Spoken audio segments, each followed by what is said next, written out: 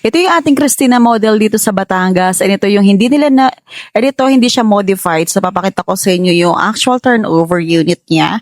So yung lot area nito is 110 square meters. So yung floor area niya is 90 square meters. Ayan. Upon turnover, kasama na rin tong gate na to. 1 meter height.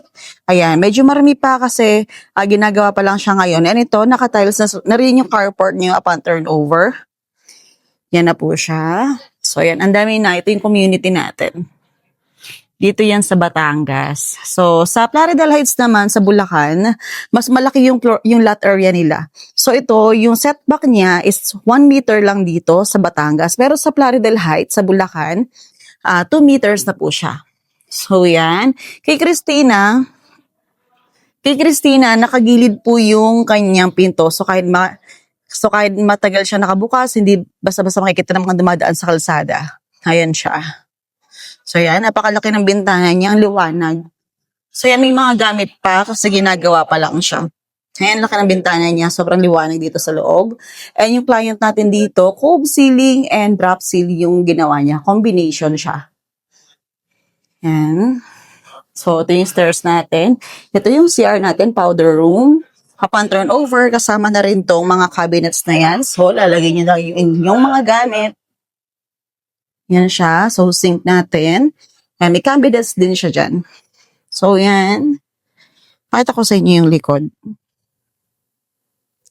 Ito, yung likod niya, medyo maliit, pero sa Plaridel, mas malaki, mas mahaba siya. No? So, yan. May sink kayo dito sa likod. So, pwede kayo maglaba or what, di ba?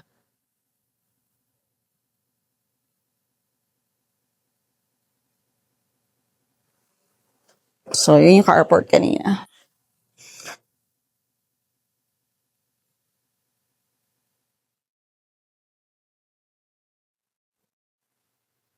Yan. Ginagawa pa siya, pero full tiles tayo, floor to ceiling yan.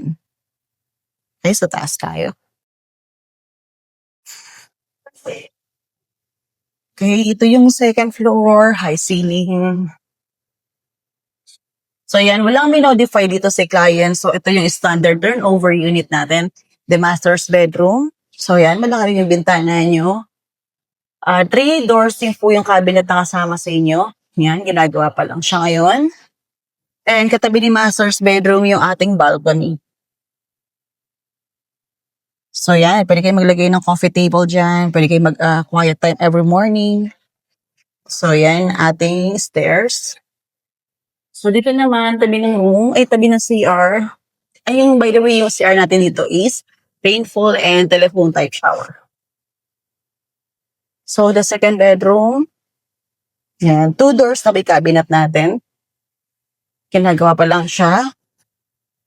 Then the last room, yan, 2 doors din siya, ginagawa pa lang din. Pero yan, napansin nyo, naka-cove din siya and meron din siya mga pin lights, no? So, yun lang.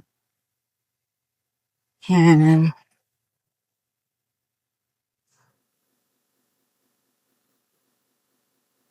So, yan, kung interesado kayo sa gantong, ayan, yung mga models pa pala natin. So, kung gusto niyo rin ng gantong model or interesado kayo sa gantong model, i-click nyo na lang yung So, kung interesado rin kayo sa gantong unit, free message to,